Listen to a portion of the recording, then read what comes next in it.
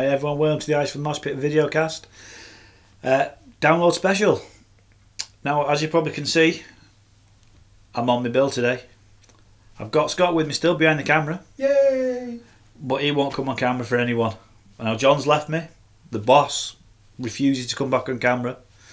What are we going to do? She is here. She just won't come in. Well, that's the boss for you. So as we go along, we're going to give you all the latest news of what's happened around this week, and then we'll catch up with what's happened at Download on a Saturday this week.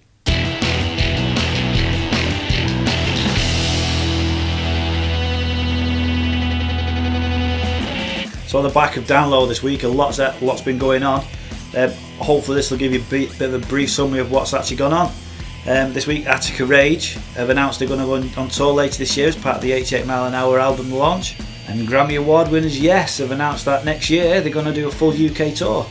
For further information, you have to go to their website. And if you check out on ours, we've got a bit more information on the news section.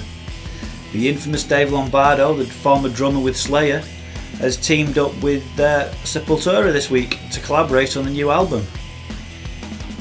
Now, to go alongside the interview this week that we put up from Richard Patrick of Filter, they've just recently announced they've got an Indiegogo campaign going, which is designed to give a unique live experience to the fans, which you can find things where you can get signed guitars, you also can get coffee with Richard Patrick whilst you're on the tour. Sounds quite interesting, check it out. On July the 15th this year, the rock post-hardcore band hailing from the Orange County, California, Speaking the Kings, releasing their EP Here to Stay. The guys are offering How You Work single as a free download through emails. If you go to the website, you'll find out more information. Iconic rock and roll frontman Michael Monroe this week has revealed his cover art and the track listings for his brand new studio album called Horns and Halos, which is going to be released on August the 26th. Now, prog metal bands, they come and go, but you'll find that Deadly Circus Fire are one of the most striking bands you'll see in the last couple of years, and they stand to release their eagerly awaited debut album. Keep checking back for our review of their latest offering on our website, hopefully this week. Self-proclaimed Swedish AOR Supremo Houston have been lucky enough to provide the music for a new film by Scottish Street Trails pro rider Danny McCaskill. And you can also find that Imaginate can be viewed through redbull.com/Imaginate. Queensryche have this week announced their triumphant return to the fold with the release of their self-titled album Queensryche, which is going to be their 12th full-length release. Now, after their triumphant download appearance, Catatonia have been announced this week as very special guests for Paradise Lost on their upcoming Tragic Illusion tour, which is going to be the 25th anniversary. And they're also due to re-release their classic album Viva Emptiness, which will also be playing the full record in full each night of the tour. Doom stoner metal stalwarts Conan, who bring unique style, are due to come back to the UK later this year in October with a full headline tour. Check out the details on the website. And the Iconic Darkness are to embark on another UK tour this year to celebrate 10 years since the release of Permission to Land, which is the heralded the album, which will herald the album, which is going to play in full each night of the tour. Interviews this week, you may have noticed, for all of you checking the website out, we've uploaded the ones from Filter, Richard Patrick, and we've got Extol. And in light of last week's interview with Battlecross, we've got some new banners about a new video they've been posting up, so check it out. Swedish band Nocturne released the new song Liberty and Death, which you can find on SoundCloud, or go to nocturneofficial.com for further information. Now, before we get on to the news about Download this year, the next festival in the UK horizon is the Scottish rock festival Lesfest. Anyone that's going to the festival, give us a shout out and let us know what's going on, and you can't forget and go and check out Estrella and Fire in the Empire. Also, after Lesfest, the SOS Festival, which is put on through Rock Sector Records, have announced that unfortunately there's been some lineup changes. But for more details on these lineup changes and stage times, please check out their website, check out our website, and we'll give you the rest of the information.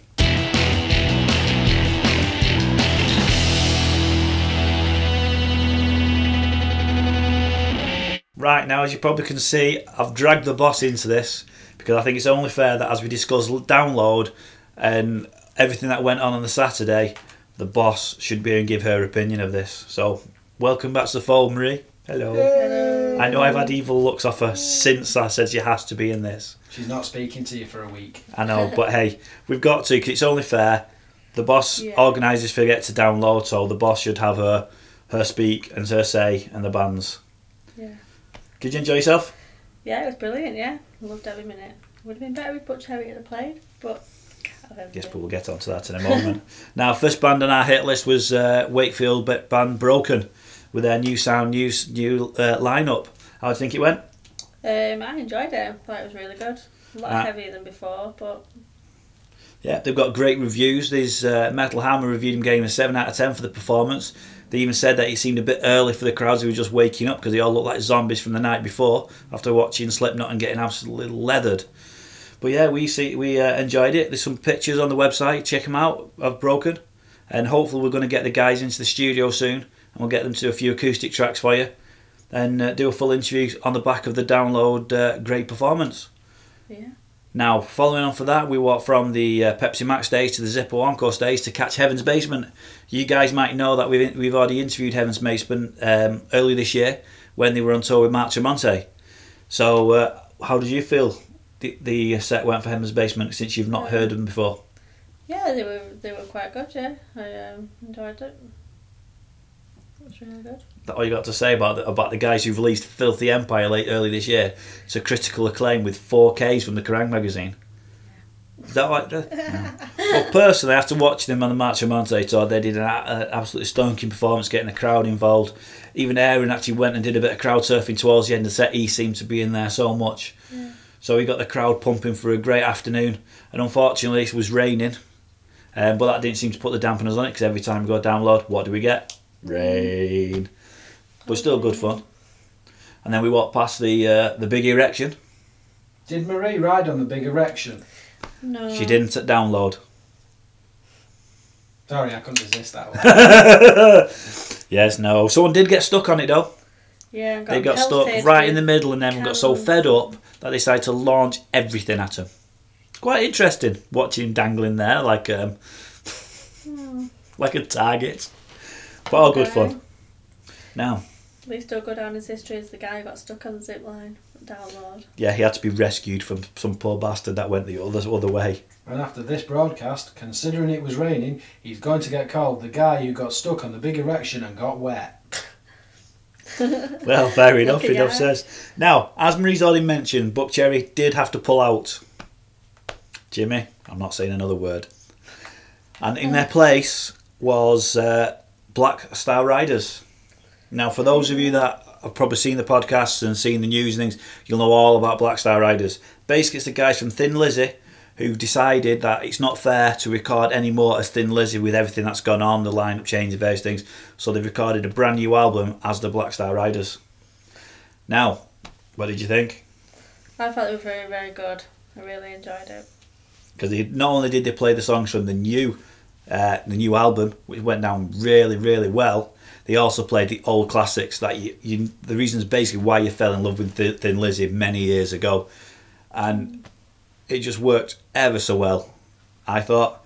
And I've got to be honest, I can't wait for A, the UK tour later this year, and B, hopefully to catch up with the guys at Hard Rock Hell. Yeah, I mean, we saw them at Download a few years back now, and they were performing there under Thin Lizzy, and they were brilliant then, and they were just as good with last weekend. Yeah, I mean, a name change means nothing. It's basically the same guys. The songs they've recorded are exactly the same sounds and everything as you expect from what Thin Lizzy is. So you need to go and check them out. And for those of you that are interested, Ricky Warwick is actually doing an acoustic tour later next month, I think it is. I think that he's going to go around some venues and just do his own stuff live. So if you get a chance to go and check him out, please do. Next on the hit list, who was it went to see? Can you remember? Thunder. Thunder. Does everyone know Thunder? What's the most infamous song by Thunder? You enjoyed watching Thunder. Mine's gone blank. Can't think what it is. It's been on every single 80s, 90s. Dirty Love, I think. Dirty Love. Yeah. See, I wasn't thinking that one. I was thinking a little song like Love Walked In. No, I prefer Dirty Love. Are you now trying to admit on camera to everyone here that you prefer Dirty Love? Yeah, by Thunder. No, you never said that. You said you just preferred Dirty Love. Yeah. Okay. But yeah, I mean, it was one of those that they were trying to get the crowd a bit more active because it was one of these. The rain had been coming down. They were struggling, trying to get a bit more crowd interaction. Eventually got there, and it seems to work out. What do you think? Yeah, I liked it. You were singing along all the way, jumping up and down. Thought I enjoyed it. Now, that for me, Black Star Riders was the highlight for the Saturday. I've got to be honest, but for me, the following band after Thunder was one I've been wanting to see for many a year. A band that I got the one of the first albums from and been listening to on and off, what, for 10 years? Must be at least. Now that band, if you don't already know, was called Lit. And just before Lit to the stage, we met Fraser from Broken, and we had a good chat with him because he was there just for Lit, wasn't he? Yeah. Absolutely loaded, but he was there. And then Lit came on, and if you don't know who Lit are, you're seriously missing out. You need to go and check out, don't they? Because for me, it was just a great spectacle, and he admitted that they've not been to the UK in a while, and they should be coming back more often. Because not only was Fraser in one side jumping up and down, Danny from Falling Red was also there. He was on the other side jumping down, and then there was me in the middle, also jumping up and down, singing along, enjoying ourselves. I thought it was absolutely fantastic. Yeah? Yeah, you enjoyed it. Oh, I totally did enjoy myself. And then next up, Jimmy Eat World. Go on, your personal opinion of Jimmy Eat World. I'm not really a fan, to be honest, but... How many songs did you know? Don't know, can't remember. One? Maybe one. One, maybe. That. Now, they've been going for quite a while, and they have had many releases. A lot of the songs they play is a bit of a mixture, and they did play a lot of new songs as well as the old classics. It wasn't the live show I was expecting, but I don't know, that's because, as you probably can tell by my face, I'm still a little bit sunburnt from download, and by the time between the rain, don't laugh, it's not that funny, I got absolutely sunburnt. I got burnt to a crisp, and maybe that I was getting a bit tired at that point, and maybe that's probably one reason. Plus, I wanted to make sure we got to the front of the main stage for the one and only Iron Maiden. So I'm still peeling, and I don't just mean on my face. But yeah, so we left Jimmy Eat World, got to see the back end of the Queens of the Stone Age. I've got to be honest, now I might get in a lot of stick for this. Queens of the Stone Age, for me, don't get it. One song, I call it classic song that they've released. I get that, great. I just don't get the whole set. I don't get anything. It's like you and Metallica. Now, the boss, on a side note... I really like Metallica, but... She says this, and she fell asleep at the last Metallica gig she went to. They were very good live. No. I didn't like them. So, we all have our own opinions. Queen's Stone Age, I personally don't get. Don't get me wrong, it sounded great, but it's just something that I just don't see this fascination with. And then next, the reason for the Saturday night, the Mighty Iron Maiden.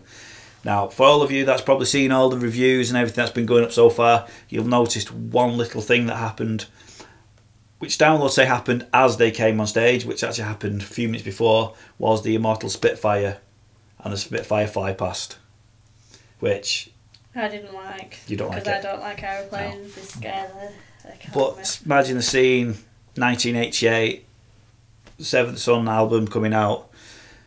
It was one of these where the whole basis of it based around Battle of Britain. So they did the Battle of Britain theme again with the Made in England tour. And a beautiful Spitfire went flying past overhead, so low, it was just pristine tissue, absolutely fantastic. You were just kind of going... I was just cowering in a field. Yeah. And then a few fly past left, absolutely fantastic. Next thing, Maiden. Full show, full everything, pyrotechnics, beautiful guitar solos, Nico just going absolutely mental on the drums as usual. Good mix of all the songs from the Seventh Son album, a few from the Phantom of the Opera, and obviously finishing off with the most classics that everyone's aware of. And for me, I love Maiden. I've got to be honest, fan club member, been wanting to see them years, seen them 5 times now. Still not up there at the top of bands I've seen most, but up there quite well. But all in all, I thought it was pretty damn good. Good end to a great day. Don't you think? Yeah, it was very good. Which band was your favourite for the day? Black Star Riders. And you know the boss wants Black Star Riders. Yep. Anything else you want to add about download on Saturday? No, there was a guy with the pizzas boxes laying in the field fast asleep. Oh yeah, anyone that knows who the guy was, basically, we don't know if he was drunk with it, but he was fast asleep. All his mates going around collecting all the empty pizza boxes, and they covered him up. Now, about 20 minutes before, there was a fire in that same spot. We had a vision that they were going to do a Wicker Man and a human sacrifice.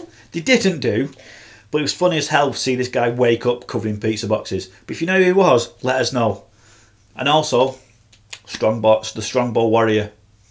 Who else in the right mind but a download festival would get so pissed off Strongbow that they'd dress up in the empty Strongbow boxes with a sword made of all the cans and go around knighting everyone as the Strongbow Warrior? But only at download. Yeah. Apart from the usual stuff. Again, if anyone knows who it was. Yeah, either send pictures in or let us know who he is, because it was a good day. Yeah. Now, we could go on and on, but the problem we've got is next week we're going to tell you about the Sunday, because we're going to get our wonderful daughter who we took for the first time for a festival, which is criticised by many, but we took her to download for the Sunday, particularly for one band in particular. But we're going to try and get her feedback of how it was on that day. And as a little side note, for old Blackstone Cherry fans, you look at me as if you don't know what's going on. There has been a poll running all week, because we unfortunately were not able to go on the Friday night for various reasons. Of work commitments, Marie was out on a hen night, various other reasons, we just couldn't get there. And one band we really wanted to see, Blackstone Cherry. But there's been a poll running with the Blackstone Cherry UK fan club of which was the best track that they played of the live set. Now, there's been many tracks been mentioned.